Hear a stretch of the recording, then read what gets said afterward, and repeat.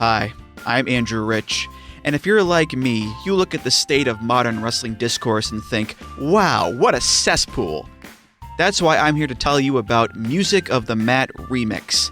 That's right, your favorite wrestling music podcast is back with a new format, where I bring on a guest and we play songs related to wrestling-themed topics. It could be a wrestling reference, a wrestling concept, a wrestling pun, things of that nature. Now you might be saying, Andrew, that is a very, very tenuous connection to pro wrestling on a wrestling podcast network. Is this just an excuse to hang out with your friends and talk about music and ignore the rest of the wrestling landscape? Yes. Yes, it is.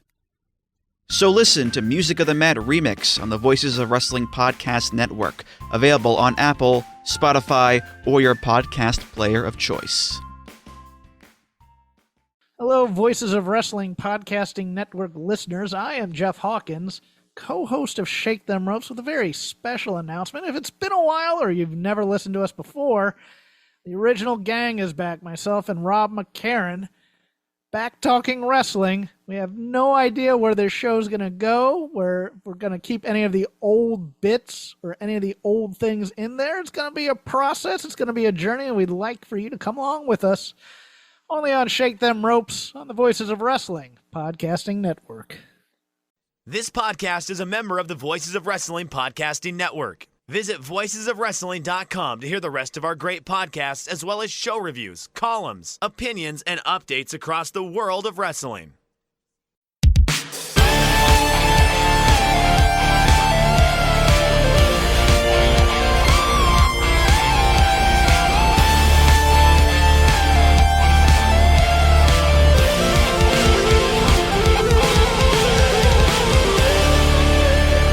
Welcome back to another episode of The Good, the Bad, and the Hungee here on the Voice of Wrestling Podcasting Network. My name is Tyler Fornes, and with me as always is my co-host, Fred Moreland. How are you, sir? I'm doing well. I've got a cat laying on me that does not want to be moved, so it's going to be a very interesting balancing act as my cell phone immediately vibrates. I am a professional. We've been doing this for 2 years. I'm good at this. I'm about as good at this as I'm about as good at this as Alabama is at running the football in the SEC championship game. Fred, did you know that you had more rushing yards in the SEC championship game than Alabama did? We all did. But hey, whenever you get the opportunity to put a team into the college football playoff that gets -3 rushing yards in a big game against a fellow playoff competitor, you just got to do it. Oh, yeah. See, I'm so tired of hearing about Alabama that I just decided to yawn mid-show. We're incredible professionals here. No, Alabama obviously made the college football playoff, and they shouldn't have. Probably not. I mean, really, when you get down to it, we're talking about the 10th best team in the country, and I kind of don't give a shit. Mm-hmm. At that point, to a certain extent, if you're gonna maybe not get that spot, if you're gonna get the 11th spot and then be really angry about it and maybe rage quit your bowl game and then yell at the ACC about how they mistreated you because their network no one watches replayed the game that Miami beat you in. I don't know. Maybe I think that I wouldn't crash out over that and instead would maybe, I don't know, lose twice. I would instead maybe just lose once. I guess I'm built different. The Notre Dame thing is so funny. It's so petty. It's so stupid. So the New Year's 6 games are kind of obsolete at this point. But they're still fun. I mean, it's Notre Dame, Texas, man. No, they're obsolete because they're a part of the college football playoff. Yeah. But they gotta fight in the Pop-Tarts Bowl, man. Yeah, that's what I'm sorry. The Pop-Tarts Bowl. Yeah. You turned America against you by crapping on the one bowl game left that everyone loves and cares about. And then got a fit. Fun too. Also, the ACC has never done, conspiratorial stuff against maybe the top teams in the conference. Yeah, conspiratorial stuff. But one of my favorite tidbits about this college football playoff field is Miami made the college football playoff before they won the ACC. Yep. And if they win the national championship, it will be very funny. Mm-hmm. They won't win the national championship, but if they do, it'll be very funny. But they also are the first conference to ever have a participant make it, and the conference champion didn't. Yeah. Which is also very funny. Oh, Duke did the funniest thing they possibly could, which thank you for your service. Now, it was very funny to watch them immediately after the game be like, we should be in the playoff. And it's like, nah, no, you shouldn't. Yeah, I mean, also, I think what's really ridiculous was the ESPN talking heads yelling about how the real problem caused here is by the group of 5 teams. Like, I don't know, man. Maybe shut up. That's a really crappy argument. And being mad that James Madison is in there when they went 12-1. Like, I don't know. They took care of business on the field. What more? It's more than I could say about the Alabama or Notre Dame or Miami. They didn't beat a single team ranked in the top 50, which isn't necessarily their fault. It's not really, no. It's you play who's in front of you. There's no central agency controlling scheduling. And here's the thing: it's not like you can make the argument that, hey, these college football playoff games are always good. Mm-hmm. SMU went 11-2, and they lost on a last-second field goal in the ACC title game last year, and they got whipped by 26 by Penn State. Oh yeah, and let's be clear, like they're going to be James Madison will probably be put in the Figure 4 leg lock by Oregon. That doesn't change that. Oregon is like probably one win away from being talked in the same tier as like Indiana and Ohio State and those teams. Georgia. Don't forget, Indiana beat them in Eugene by 10. They did, yeah, because Indiana is really damn good. But I mean, Oregon's really damn good too. Like, let's be clear there. That's all I'm saying. But it's this whole silly like, oh well, they wouldn't have done as well as Notre Dame. I don't care, man. Like, yeah, again, if you can't clearly earn your way into the top 10 or 11 teams or whatever, like, it sounds like a personal problem. Don't come whining to me about it. Just absolutely no sympathy about it. And yes, you and probably the listeners know I'm a big Shutdown Fullcast fan, and Ryan Nanny went on a rant on this week's show about how he doesn't think 3 U-loss teams should ever be in the playoff, and as an at-large at least. But I think it'd be really hard to make it as a conference champion in most circumstances. But I don't necessarily disagree with that, but I do think that,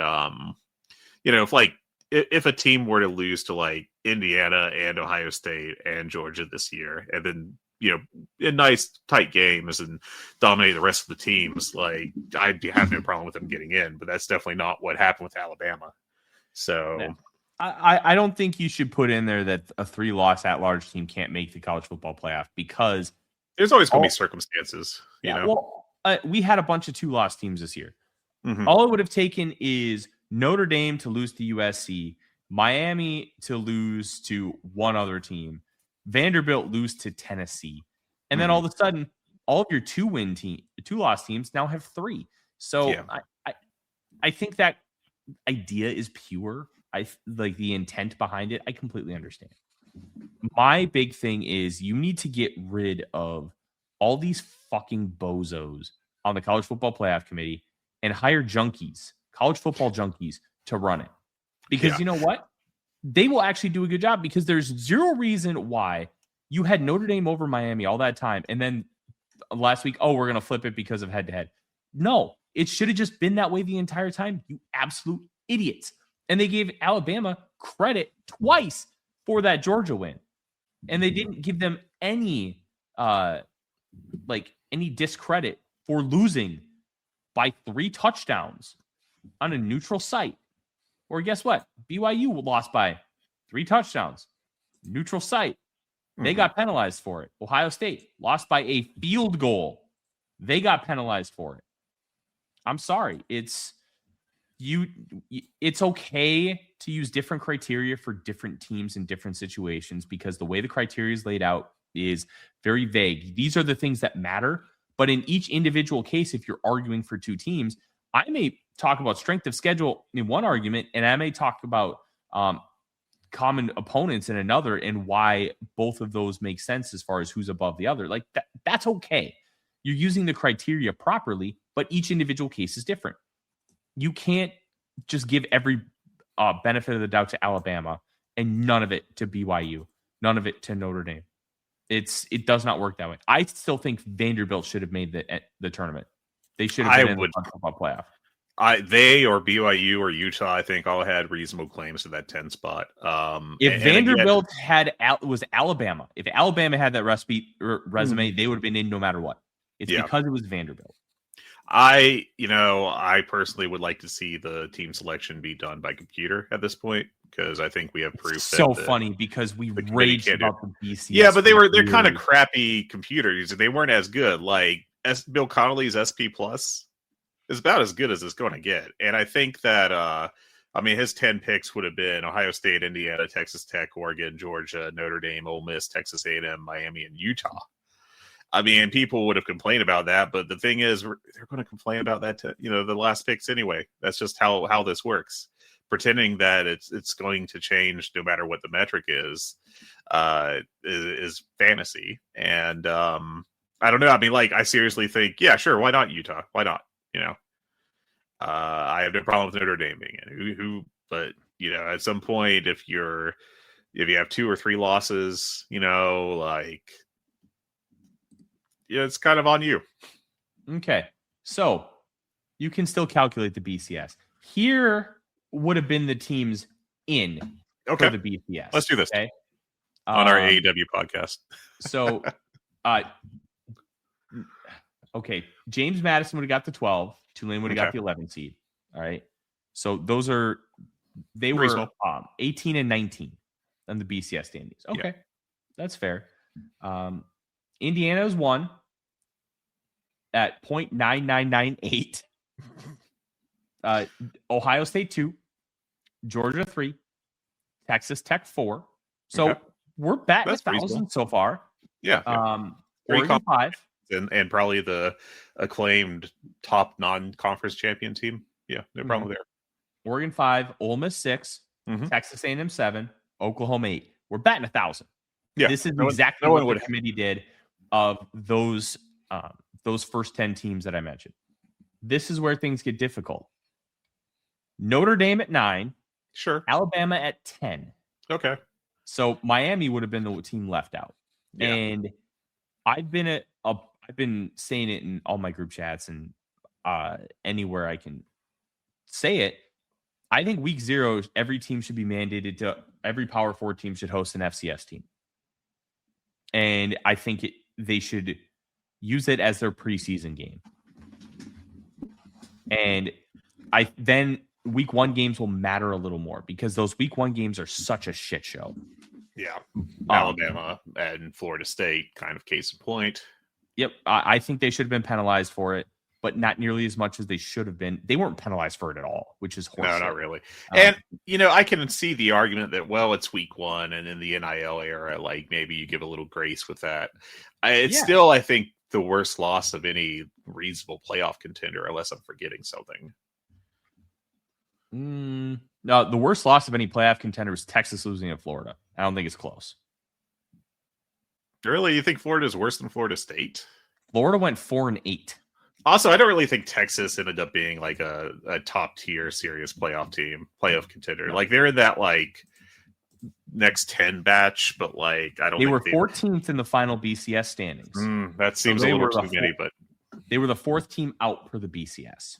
Yeah. Vanderbilt was 13, BYU 12, Miami 11. For context, Miami is more than 0.1 points behind in the BCS. And if you know the BCS, that is a lot. Like Indiana's over Ohio State by 0.06, which is still a lot. But it's also 1-2, and that's really not that huge of a gap from 1-2 because 1 is usually high powered and they're almost perfect. But everybody's like, oh, we're not going to schedule power conference opponents. I'm like, Texas didn't get in because they lost to Ohio State. They didn't get in because they lost to Florida. Yeah. Beat the teams you're supposed to. And you know what? If they're 10-2, they get in because they'll be given credit for trying to play Ohio State. And they would have 1 conference loss to Georgia. Yeah. Texas they would have been in for that. But Texas really wasn't a top 10 team this year. No. I mean, if you look at they crapped the bed pretty good. And the slipper fell off of Arch Manning's foot, so on and so forth. So, yeah. Who do you have? Who's your pick to win the playoff? Indiana. I'm going Indiana. I really just this Indiana team is good. They are. And they're not good in a sense of, oh, this is like 2007 Boise State. This team is just good. Yeah. I don't care if they don't have the high-powered talent, like the 5 stars and shit. This is a good football team that's incredibly well coached and put themselves into positions to succeed. They're tough in the trenches. They have explosive weapons on the outside. They have the presumptive Heisman winner at quarterback. I'm sorry. Indiana beat Ohio State on a neutral field. And they beat Oregon on the road by 10. This is a damn good football team. And I'm riding Indiana. I want to see Indiana versus Georgia in the national championship game. I think Indiana versus Texas Tech could be one of the better games. Oh, that'd be great. I'd love to see that. Yeah. Indiana, Oklahoma is, to me, the likely matchup. That's sicko stuff. It's going to be so good to watch Brent Venables try to stop Fernando Mendoza. I can't wait. And Oklahoma is a real pervert team this year. They really are, because John Mateer sucks.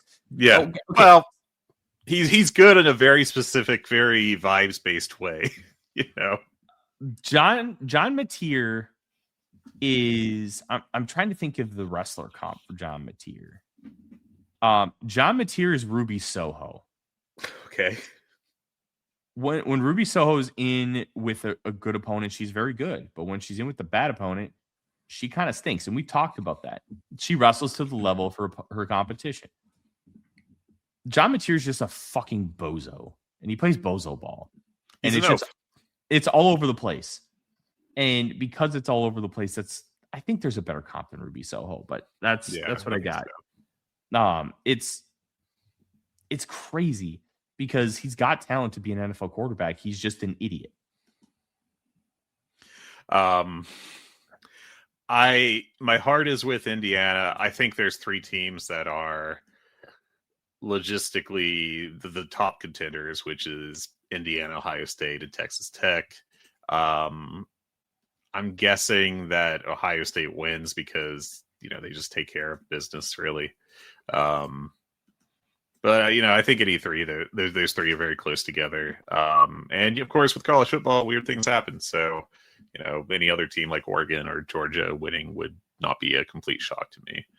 I think it's very interesting that both Indiana and Texas Tech have top 5 offenses and defenses by SP+. I think they're the only 2 teams to do so. Mm-hmm. I'm sorry, Texas Tech is just a good football team. Oh yeah. Fred, no one's respecting them enough because they played a soft schedule ish, and they're in the Big 12, which no one really acknowledges. But here's the thing about that soft schedule: they played a top 12 team in BYU, and they smoked them twice. Yep. And their only loss was to an up and down Arizona State team who was good, and they did not have Baron Morton, their quarterback. He was out. But their 12 wins all were by 20 or more points. Mm-hmm. They didn't just win. They killed everyone. They did. They killed Utah on the road when Utah was undefeated.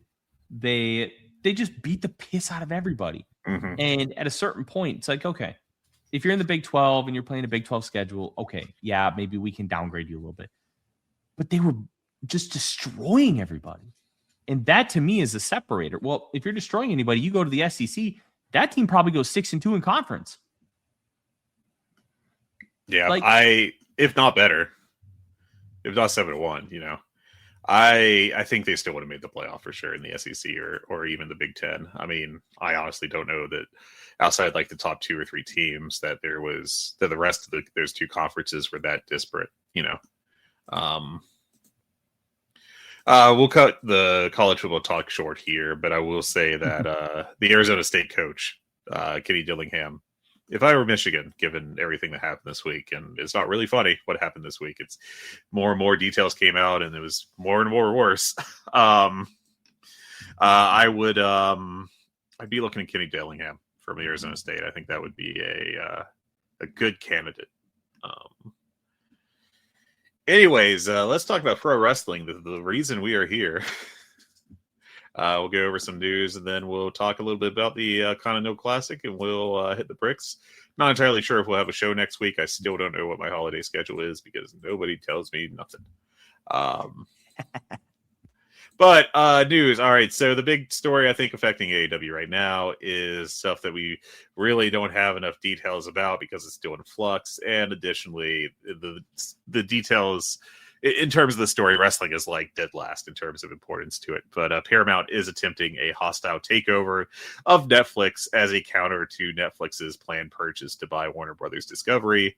It's really not clear at all how that's going to affect AEW and WWE because, of course, WWE is on Netflix, UFC is on Paramount, AEW is on Warner Brothers Discovery. It is... And wrestling is going to be about the last thing that these companies care about when they are discussing these deals. So it is concerning, I guess, in a certain kind of abject terror, like in a very vague sense. But like, frankly, it's just that's what it's going to be. Like, this is just the media scene we're in, and it's not going to get better because we don't have actual factual antitrust laws anymore, apparently. We'll just have a mega corp running everything. That'll be fine. So that's up in the air. We'll see how that develops. It'll probably be weeks, if not months, before there's any clarity. I'd be shocked if this is a quick resolution. More wrestling-specific news. MGF is expected back soon, possibly next week. I think Meltzer, that's from Brian Alvarez. I think Meltzer said that he is expected to be back on screen by World's End. Jack Perry reportedly banged up his ankle in his Wednesday match against Kazuchika Okada, but is reportedly fine. I guess Perry at one point thought that he had actually broken his ankle on the suicide dive in that match, but... he was able to finish his match, and it sounds like he's actually okay. Dralistico tweeted he had surgery for an ear injury, and Darby Allin has been pulled from the C2, was replaced by Jack Perry because Darby Allin had a quote-unquote head injury. It probably rhymes with pun-pushin, but we don't know. But wrestling companies just love being afraid of saying that their wrestlers get concussions. And in the past week, Darby did do a radio interview where he said that he felt like $1 million. It should be noted that Darby Allin is a crazy person, and especially even within the realm of pro wrestlers. So I think his idea of feeling like $1 million may not be the most practical kind or practical idea, but Eddie Kingston has said that he's got 6 years left on his deal, and he's looking at retiring after it, which will put him around 49 to 50. It's Eddie Kingston, so I wouldn't be surprised if he keeps working until Dory Funk Jr. days. The large adult son of Sting, which is his official ring name in my heart, Stephen Borden, worked a dark match before Dynamite this week. And RJ City has wrapped up Hey EW, and RJ makes coffee in his underwear. But I was able to confirm that he is still with AEW. So that's some exclusive reporting right there. Maybe exclusive because no one else cares, but I did put on my reporter's hat for a little bit there. I'm not sure what his on-screen presence will be. I assume that he's going to keep doing the pay-per-view pre-show stuff. And keep contributing to creative, as I assume he is doing. I do not know that he's doing. That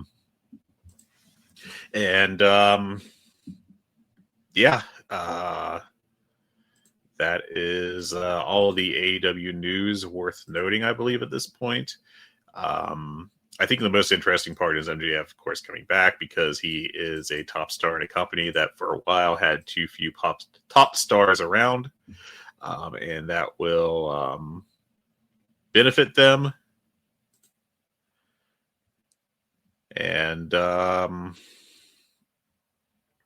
don't know. I mean, the thing with MJF is there's always the stance with like his bad creative sometimes, and also possibly being one of the best wrestlers ever under the age of 30, frankly, just in terms of all-around talent, promos, in-ring, everything.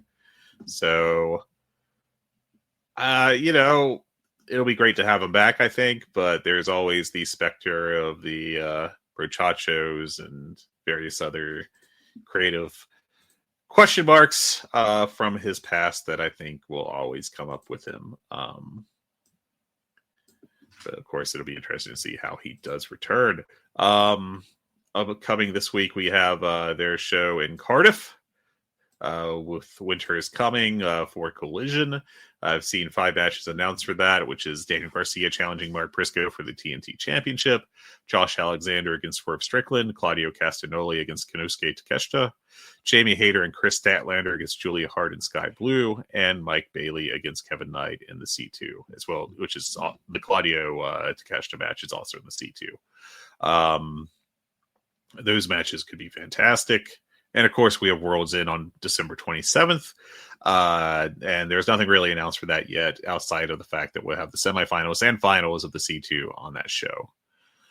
So that's our catch up on upcoming shows and news, which leaves us with what has been going on in Augusta, if I can reference that meme from a few months ago. But we got ourselves the, all the stuff going on with the C2, I think is the big story, but also the women's tag team championship tournament. And I'm going to open with being negative here, I guess. I think that the vast majority of the women's tag team championship tournament was bad. And in fact, not good. Well, not good is a synonym for bad. Yes. But I think that, there's just a lot of bad work in it. And I worry that this, we're just going to, honestly, the best case for this title is to be used like the Trios Championship, possibly, and not be featured very much. Because I just don't know there's enough great workers to support really strong TBS and Women's World Championship matches and Tag Team Championship matches. So having it switched to being like a part-time belt, like a true secondary title that is just kind of defended as almost an afterthought. I hate to say that, but after watching this tournament, when your second best team in ring is like Megan, yeah, I think maybe you could argue Megan Bate and Marina Shafir was the second best team in ring. It's not like they're bad, but when you've got 8 options, that's number 2. That's not great. I feel like it's fair to say. And every team had like a notable weak part. Mina Shirakawa, I think, looked largely bad in this tournament. She's rough, man. I've seen her have some decent matches before, but like not in this tournament. Is it over for her? Is she just cooked? I don't know if she's just like kind of. I'm in the U.S. now, and so I don't have to work as hard. What I like to call Tokyo Joshi Pro syndrome, maybe. But I don't know, man. Like, and God bless Harley Cameron. We've talked about her before a lot. She's got a lot of positives, I think, in her bag. But, the fact is that she also is like 40 matches into her career. And I mean, like, considering that, it's impressive to be a decent almost. I wouldn't say she's bad, but I also wouldn't say she's good. So she's in that place in between in terms of like in ring. 90 career matches. All right. But like, and she is preposterously charismatic, but it's the in ring that is the weakness with her. And maybe she'll keep getting better at it. I think that some people are going to look at her age of 31 and be like, oh, you can't improve once you're past your 30, but that's not how pro wrestling works from what I've seen. I just hope that, she continues to improve. I think being put in a team with Willow Nightingale is a good avenue for that to happen for her. But my biggest concern is that Willow Nightingale is, I think she should have been put on top of the women's division at some point this calendar year. And I know AEW prefers its longer title reigns. I'm certainly not asking for like Crash TV 2-week world title reigns or anything, right? But like, I feel like Willow's been in this holding pattern for over a year now, almost 2, of like one of the 3 most over women on the roster, up there with Toni Storm and Mercedes Moné. And those 2 have been pushed super hard, and Willow has been like, hey, remember Willow? She's kind of involved. See you in 3 weeks. Yeah. The whole idea of the women's tag team division is to really, in my opinion, get more ring time and more exposure, and have the ability for them to go after something that's not a singles championship. I think Tony Khan, on an overall level, has done a very good job of navigating the women's division, because it started off, hey, we're going to build the women's division around Joshi wrestlers. Well, then the pandemic happened, and then you basically have like 4 women that can regularly work shows during the real meat of that pandemic. And at a certain point, you can't have them work each other all the time. Nobody's going to want to watch that after like 4 matches in a month, Yeah. So they had to slow play it. And quite frankly, some of the women just weren't ready. And there's nothing wrong with that. The women's revolution, the concept of it was great for women's wrestling in the States because it was degraded for so long, mainly by the company who spearheaded the women's revolution. People forget that. But one of the things is, when you have something like that, it's going to take a while for the depth of a division like that to be good enough to really sustain multiple companies. And that's kind of where we're at right now, where women's MMA was similar too. You had the emergence of Ronda Rousey, and it was great, but some of the lower card fighters just weren't very good, where you could go to the men's divisions and you'd have really good lower card fighters, but there was just a depth there that wasn't in the women's division. And that's just due to people not wanting to do it, because so many disrespected women's wrestling for so long. Why would, theoretically, why would somebody want to go into a profession where they're going to be that disrespected and degraded? Now you're treated with a lot more reverence, a lot more respect. You are in matches that are priority matches. You're in main events. You're in semi-mains. You are treated like a normal male wrestler. You are not treated like some down card, like sideshow. You're treated like a good wrestler. Now that that's happened, it takes time to, shows young girls and teenagers, women's wrestling is a legitimate thing now. It's not treated like crap. It's treated like it's real. It's treated like the men are treated. You're going to start getting better athletes, better performers who want to go into wrestling. And then that's going to slowly build up the depths of those divisions. But that takes time. It does not happen overnight.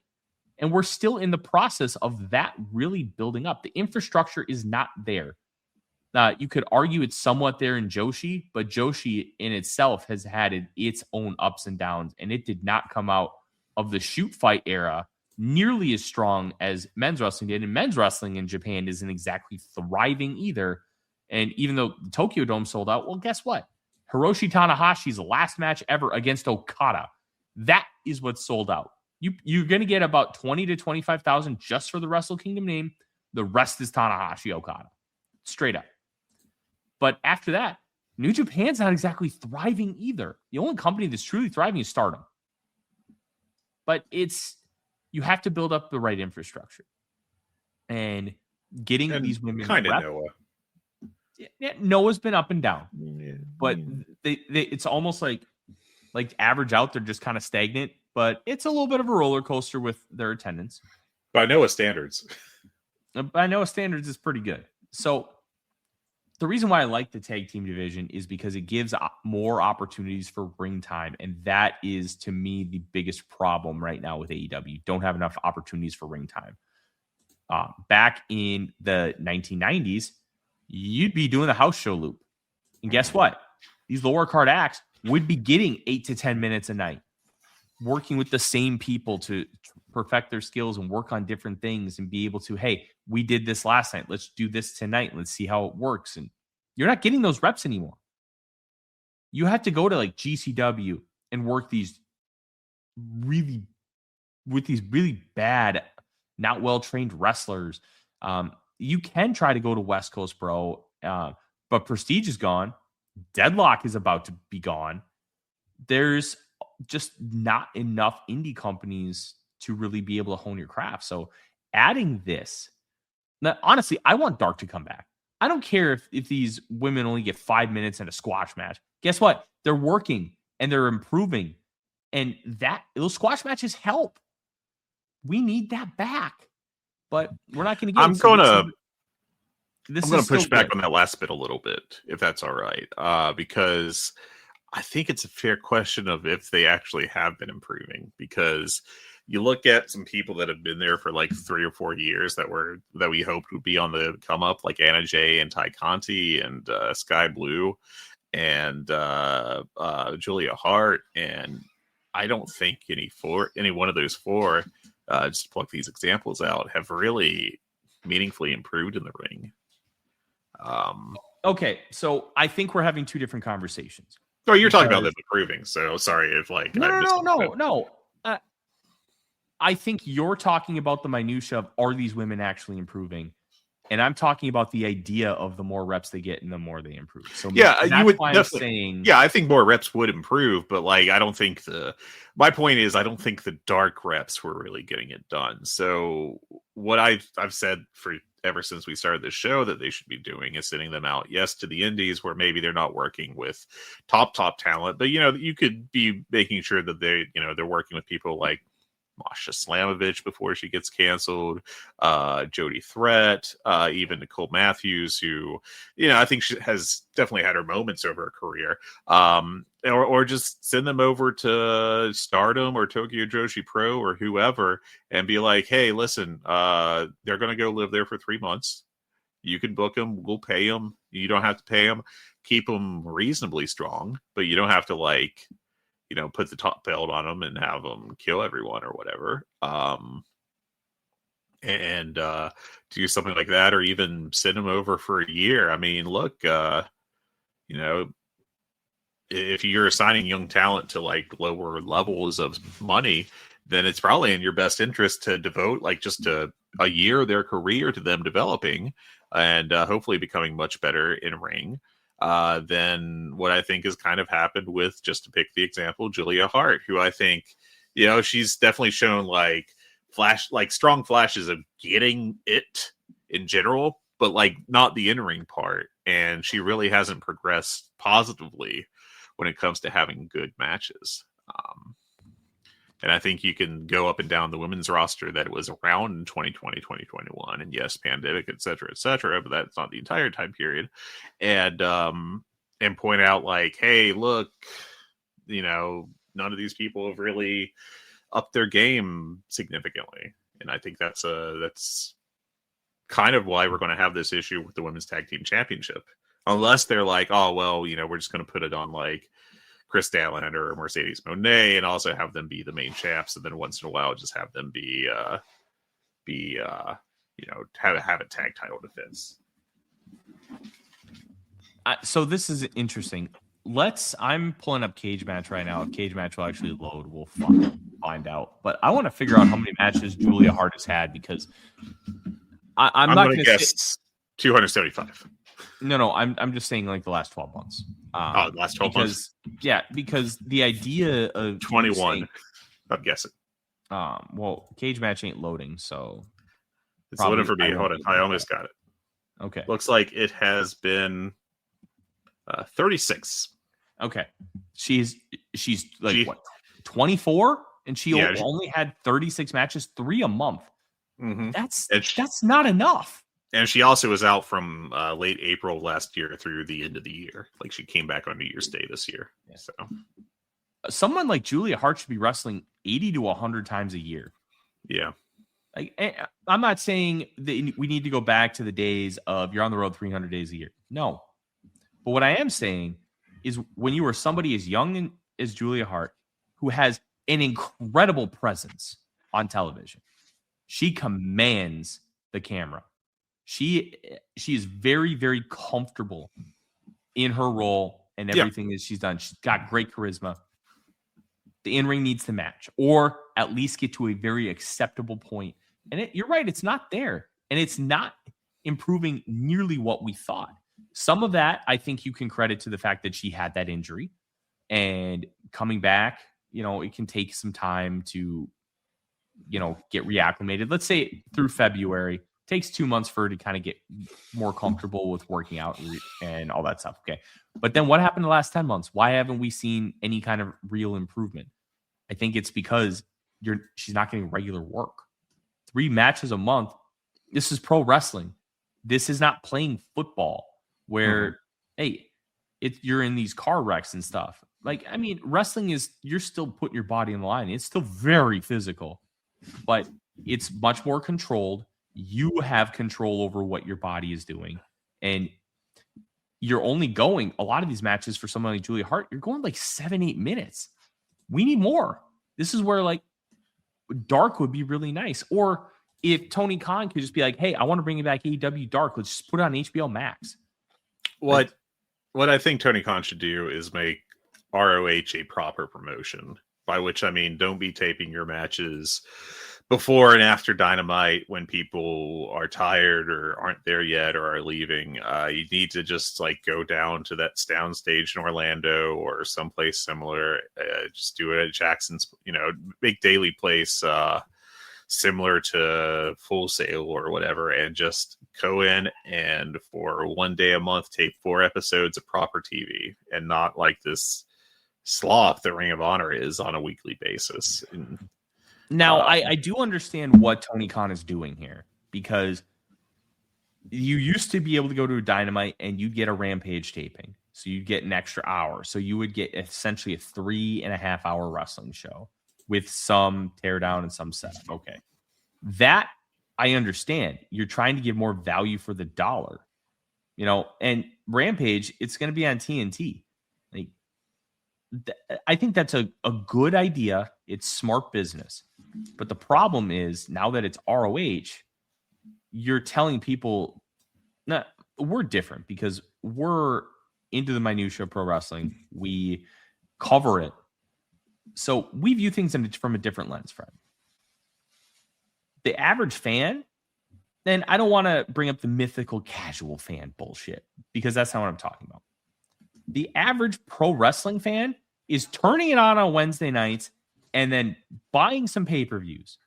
They are not reading articles. They are not listening to podcasts. They just want to watch it like they would watch Scrubs, or they would watch Beverly Hills 90210. They just want to turn it on, watch it, and then move on with their day. You're telling them by making it Ring of Honor that I don't need to pay attention to this because I'm an AEW fan.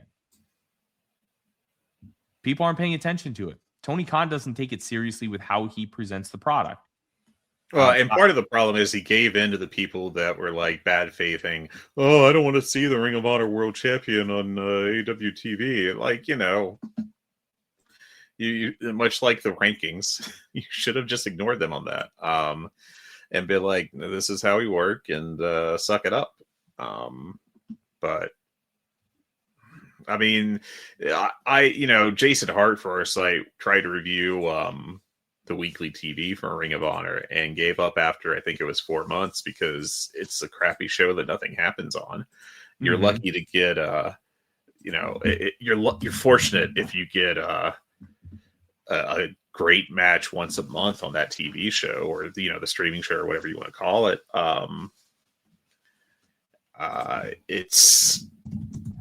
It's really atrocious TV.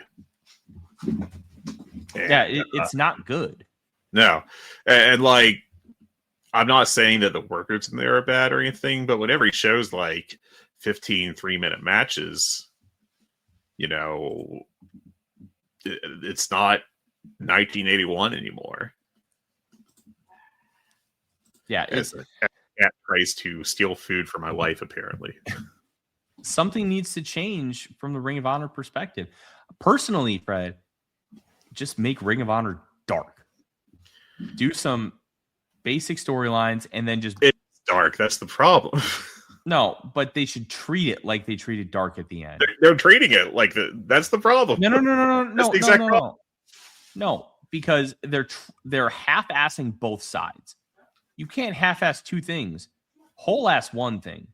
And record a month's worth of TV in a weekend, then you have it. You know what? If you want to treat it like it's dark, I think you can still present a much better product than what we're getting, because they're trying to do a real TV show, and it's awful. I don't think they are. I think they're just doing dark with different colors. I mean, like, listen to this. This is the last episode of Ring of Honor Club. Spanish Announce Project defeats Josh Crane and LSG in 5 minutes, 8 seconds. Dark Order defeats the Frat House in 7 minutes, 18 seconds. Zeta Steel defeats Rachel Ellering in 6 minutes, 7 seconds. Jay Lethal defeats Nathan Cruz, 5 minutes, 48 seconds. Deanna Perazzo and Madison Rain defeat Billy Starks and Diamante in 4 minutes, 49 seconds. Hechicero defeats Josh Woods in 7 minutes, 11 seconds. If that match got 15 minutes, I would have been watching that. Adam Priest. That sounds good. Yeah. I'm sure it was like pretty good, but 7 minutes, you know. I want you to guess how long it took for this match to finish. Adam Priest, Dalton Castle, the Outrunners, and Tommy Billington against MXM TV, so Johnny TV, Mansoor, and Mason Madden, and the Premier Athletes. How long do you think that match lasted? 10-man tag team match. Well, it should have lasted about 12 minutes. It probably got 7. It got 4 minutes, 30 seconds. Ring of Honor Women's World Television Title Proving Ground match. Red Velvet defeats Lacey Lane in 5 minutes, 20 seconds. The Death Riders defeat Aaron Solo in 4 minutes, 48 seconds. And then your main event is Commander and Skyflight defeating the Shane Taylor Promotions in 9 minutes, 4 seconds. Literally no matches hitting double digits of minutes. Only one getting to 9. And see, that's the problem. They have this delusion that this is a good television show, when in reality, the matches they're just throwing out are dark.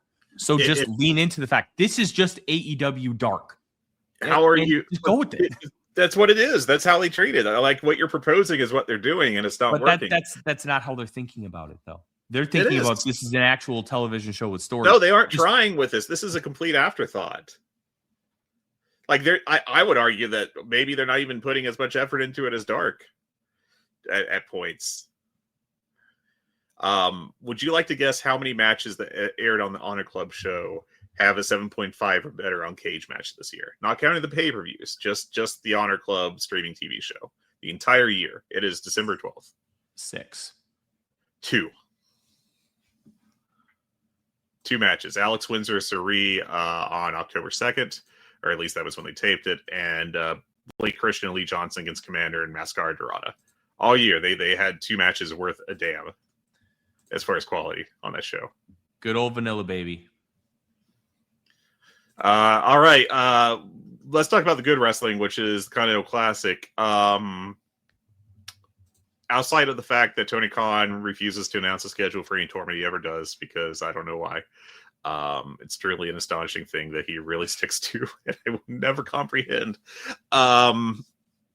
This tournament's been really awesome, and I thought we'd be coming on here talking about how Jon Moxley, Konosuke Takeshita had like a 4.25, 4.5 star level match on Collision about a week ago now, and how that was the match of the tournament. And then Kyle Fletcher and Mike Bailey this week laughed at that and said, "Nice try, guys," and stole the damn show. On what was one of the better, maybe the best Dynamite of the year, I don't know.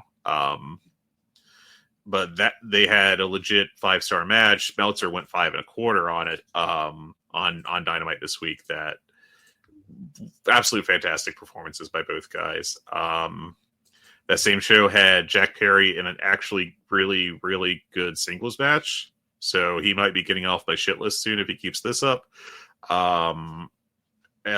had the best best match of the tag tournament, all tournament, with Willow Nightingale and Harley Cameron beating Mercedes Moné, God bless, Tony Storm and Mina Shirakawa. and they did it in a straight match and not like a gimmick street fight or whatever. And they tried that with the semis, and it didn't really work in either of those to kind of cover up the warts. And this was just a great episode of Dynamite, and the Continental Classic. Really strong Eddie Kingston versus Samoa Joe match, which I could have seen being kind of a mess, honestly, because I don't think Eddie's been great since his return, but he stepped up for this match, and Samoa Joe had maybe his best outing of his title reign, to be honest. Which, I mean, it hasn't been that long, but still a strong performance by him. And yeah, I love this episode of Dynamite this week, and I think the Continental Classic is off to a great start. Yeah, I want to talk about that Fletcher speedball match, because one of my big things is, and I know we talked about it, you are on the same wavelength as I am, Fred. Flash pins are good, but it's also about how you react to the flash pin. They are so tiring to see all this horseshit surrounding all these faces. Like, oh, the NXT face that Kyle Fletcher did after he was rolled up. Be pissed. It's okay. I would even say that like Fletcher's reaction wasn't bad in a vacuum, but the fact is we're not in a vacuum. We're in a world where like every shocking roll up defeat, every time there's a flash pin, seemingly it's upset, except for when Okada did it a week ago. Shock face is just the new ladder match. It's just like everyone does it, and it's like this isn't. You can vary this. When Okada got the small package on Pac last week, Pac sold it by just like kind of being numb. And I thought he did a great job in comparison to like what's going on. I can't really fault like in a vacuum Kyle Fletcher's job there, but it has done way too much. It's a lazy trope at this point, and it's something that has to be avoided. And it's not his fault or anything. It's just in wrestling in 2025, anytime there's like a close kick out or a surprise pinfall, it has to be sold by someone doing the mouth agape emoji reaction. And it was ruined by NXT and WWE, unfortunately. What a shock. If it was a shock, I'd be sitting here like, ah! Right. That's good. Or the ringside cam, I should say. But yeah, I thought this week's episode was one of their best episodes of the year. They had maybe the best TV match of the year for them with Fletcher Bailey, and pretty into the tournament right now. So really excited to see where it goes from here. I think that it seems like we always get a little negativity right before the tournament about the tournament, and it's a little weird because I would say that the Continental Classic is not disappointed yet. Now, and they always manage to be like really silly with the whole, which, they somehow always make which belt is on the line confusing. And they always like the failure to put out a schedule ahead of time, though I imagine they're doing that because they don't want to risk having issues because of injury or something. But not having it out there ahead of time really kind of limits people's ability to get excited and to like circle dates and be like, I want to watch this match on this day. I think that would be smart for them to do. But it's outside of those, like, if you're going to stack them up when you have those quibbles, and then on the other hand, you have like the tournament Okada's having, which I think is really great. And you have Moxley Takeshita, and you have Fletcher Bailey. And I don't think really a bad match yet. I don't, definitely not a bad match by me. I don't even think like a disappointing match yet. I think that means that so far you have to declare this a complete success. Now, I do hope that they don't fall into the like, oh, we have a 3-way tie, so that we're going to do a triple threat at the pay-per-view for a semi-main event. I'd like to avoid that, but fingers crossed. I think we're going to get a great tournament the rest of the way. Yeah, I'm very excited about what this is going to end up being. And it's really well booked, too. We've got nice surprise wins. Dorado over Claudio was pretty awesome. They're keeping guys feeling like threats that you might write off a little too easily. And you've got like Roderick Strong stepping up from where he is sometimes, where he's just kind of like, I'm in the mid card. Who cares? I think that, and getting to see him, or even Claudio, who I think sometimes maybe isn't the most inspired by his booking, that can read into, do some armchair psychiatry. I think both could have like both are responding to the message of like, hey, you're in a big spot, have a big match, and it's awesome to see. The one thing I like about the Continental Classic is it's only 6 guys in each block, which means you're not, for lack of a better term, scraping the bottom of the barrel. You don't have to put in a guy like Yano. You don't have to put in like pin eaters. You don't have to have, I need to put a young lion in here. And then all of a sudden they're just losing every match. I mean, it's a great experience for them, but everybody can beat everybody, and it doesn't really hurt anyone because the style is so much different than your standard, hey, it's a pay-per-view match, so you get it's a 30-minute time limit, which I believe is standard in AEW for just a normal singles match. This is 20. There are no seconds. It is just wrestle. Mm-hmm. And you have to wrestle in a different style. Yeah. The G1 matches are constructed like that too. Like Omega Okada are known for having these long, epic matches. And their one G1 match was they sprinted. I mean, it was like a 28-minute sprint, but they knew they had to get going right away because if I'm going to wear this guy down, I need to start early. It's a different kind of strategy. And in canon, you can convince yourself that, hey, Speedball got Fletcher because they had to wrestle in a much quicker match, and that plays into Speedball's strengths. So Fletcher couldn't like draw it out and methodically beat him. No, he had to go. And you can tell yourself, okay, that's why he lost. It hurts nobody. It helps Speedball. Speedball is the perfect guy. You would stick in a G1, he'd get 8 or 10 points every single year. And he'd have really good matches. You'd probably pull one upset. He'd probably get beat by somebody like Yano. And then he'd just have good 3.5 to 4.5 star matches throughout the tournament. Like, I think they're doing a really good job of structuring some of this because of who they have in there. They don't have pin eaters. Mm-hmm. Yeah, no, it's all. I mean that in a good way. Like, not hey, the Don Callis family is going to get a tag team title shot against Brodito. Well, you got to pin one of Okada or Takeshita. You don't have to book the match, but the Continental Classics is such a different realm where if you lose, it doesn't hurt you like the same way it would if it was just a normal singles match or a tag match. I like that. Yeah, they're not all main eventers. Like Roderick Strong really isn't. But like, you know what Roddy would be perfect for? ROH World Champion.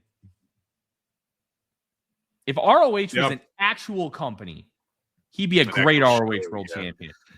Oh yeah, I ROH can go on like a year-long title reign and just give guys shots.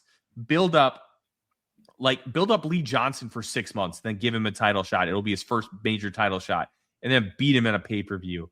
And then, hey, guess what? Now you've established Lee Johnson as a credible threat to wrestle for the world title. All right. Do it with a couple other guys. And then have somebody beat him. And then, hey, give the belt to Lee Johnson after, like you get a transitional champion after Roddy holds it for like 14 months. Have the next guy hold it for like 4 or 5. And then Johnson wins the belt. And now all of a sudden you've just spent 18 months building up a guy that you really believe in. Like, that'd be perfect for Roddy, but we're never going to get that. Yeah. There's so much they could be doing with Ring of Honor, and it's a real point of frustration. And I just don't see it changing, unfortunately. And, well, you know. Yeah, I don't see it happening either, man. I really don't. But, and it's frustrating because you have Bryan Danielson. Just give him the book and be like, all right, this is my general theme. Go have fun. Be a degenerate. Complimentary speaking. You could really make it a fun promotion pretty easily. But Are you telling me that Chris Hero and Bryan Danielson sitting together on a creative team couldn't book a fun ass wrestling show with that roster? That's not a bad roster. It's an underutilized roster. I would adore to be the booker of that promotion. I think that'd be so much fun. Being the booker of like a C show and just being like, all right, who do you want me to push, Tony? And just going through that. Yeah. Like, you have people like Red Velvet, who is never going to be a big star in AEW. Good hand. Like this Swirl tag team, which is one of the funniest names of all time. I love that name so much. Good hands. Yeah, they're a good team. This would be a perfect place for team champions. This would be a perfect place to have Top Flight slotted until you figure out what you're doing with them and if you're going to like bother with Darius. What's going on with him, man? I don't know. I don't want to be like a body shame person, but he is notably bigger since his injury, and I don't know that it's really in a conducive way to his style. I hope I can say that without being an asshole. Yeah, I'm that's a point of concern for his career going forward. But Dante Martin really did feel like about 2 years ago or something, like he could have been a top star, and then he broke his leg, and then he's really done. Okay, I shouldn't say top star, but like a really solid like guy you develop into being like a mid card regular. TNT champion. Title. Yeah, TNT level guy, and he's not there right now. So he had all of the skills as far as a high flyer. Plus, he had a frame. Like, please just go along with me when I make this comparison. Okay. He could have had a Will Ospreay career arc in the fact that he started out as a high-flying junior, and then as his career went along, when he got into his late 20s, he bulked up, stopped the high-flying, and then became more of a mat-based wrestler. Like, that's what we could have had with Dante Martin. You build him up as this high flyer, super exciting, can do all these cool things, and then he slowly grows and develops his body and then becomes a real technician. We could have had that same arc. He's not Will Ospreay, but we're talking archetype. We're talking path as far as what the in-ring is. And you could have done a similar thing with him. And I think the injury really hurt because he was doing a lot of good stuff at the time. Darius continuing to get hurt really stunted any significant push. They tried a couple things, but Top Flight came in and they were this young, exciting, high-flying act. Shout out Minnesota. I love Minnesota. But it just sucks, man. Mm-hmm. It just sucks. It's frustrating. Definitely would have hoped for further progression from them, but this is definitely a theme with AEW. Unfortunately, is the young talent not moving as far along as you would hope, and I don't know if like at some point, it's not now, but at some point, the problem of your young talent at the beginning being now established talent, as a wrestling promotion, you do need to consistently be pushing newer talent of some sort, and there's not a lot of options left globally unless you're going to start like taking in CMLL talent. And frankly, I think that I just don't see them doing that for various reasons. Some of it being the mindset that you have to cut a promo. But I mean, with all that, like, who is that next wave of stars that they're going to develop and push in like 2 years or 6 months, in the near future? Like, is it going to be Kevin Knight? Maybe this is the beginning of Kevin Knight becoming a real top star, but beyond him on the men's side, I don't know. And on the women's, like, I guess you could count Willow Nightingale, but that's more of a haven't pulled a trigger after like 18 months, Why haven't they pulled the trigger yet, man? It's crazy, but that's kind of, we already yelled about that too. So yeah, I think the short term is a good place, relatively good place, because obviously better attendance and all that would be valuable. But long term, there's some holes, and they need to be thinking about it, I think. Yeah, I don't really have any issue with who they're pushing right now. they don't want Swerve and Hangman to have the title right now because they're doing their own thing and having them revolve around a champion who's secondary. Mojo's perfect for that role because he's incredibly credible as a champion because he's a fucking badass. I don't mind that. I don't mind the fact that Okada, he's almost 40, but it's Okada and he's still good. You have Takeshita, who you're quiet pushing, and he's the IWGP champion. I don't really look at this roster and be like, oh, this guy should be getting the mega push right now instead of this guy. I don't see that. I think Kevin Knight, they're getting him. They have him in this tag team. He's getting a chance in the C2, but you're not in a position where you have to mega push this guy. He's only 28. He's getting a lot of reps against some really good wrestlers, and he's performing well. You can pull the trigger on him in a year, no problem. Fletcher, they're giving them a huge push, and he's 27 now. I think they're doing right by some of these guys, but part of the problem is when you have, and it's just going to sound weird to say because I think they have a development problem at an overall level, but when you have the roster that they have, I don't know how you can be mad that you're not really investing so much time into younger wrestlers when you have a wealth of talent that honestly isn't being at the top, that isn't being utilized nearly as well as they could be just because there's not enough time. And it's a tough conundrum because the whole point of wrestling is you have to have the next guy ready. New Japan should have just pushed the fuck out of Yota Tsuji, Shota Umino, and Ren Narita right away. But it's Gato, and he slow plays it. You don't have the golden age. You don't have Okada Tanahashi to go back to. You don't have Naito. You don't have Nakamura. You got to push these guys now. And we're not in that position, but we did see things dipped without Swerve and Ospreay, and they didn't really have anywhere to really turn to. So they should be working harder to get these guys ready. But I also, on the counterpoint, understand it's a little harder to do so when you have bigger stars who are still in like the peak of their career. It makes it a really tough decision. And that's why I'm not a booker. Because I don't know if I'd be doing much better. But yeah. I can at least identify that, hey, we need to be doing better. I just unfortunately don't have an answer on what that is right now. Yeah, but it is an issue that they're facing, I think, and it's something they need to be cognizant of. But I agree. Yeah. I think that's all I got this week. You got anything else you want to add? No, I don't. I'm excited to see the rest of the Continental Classic. Next week is the Texas High School State Football Championships, which I will be watching in full. I love watching high school football state titles. It's just high school football is such a pure sport, man. Like, you're not headhunting. You're not. I mean, I guess technically NIL exists at the high school level, but it's not the same. Like, so many of these kids are just playing for the love of the game, but they're not going to go to college. They're not going to play ball. It's so much fun to watch.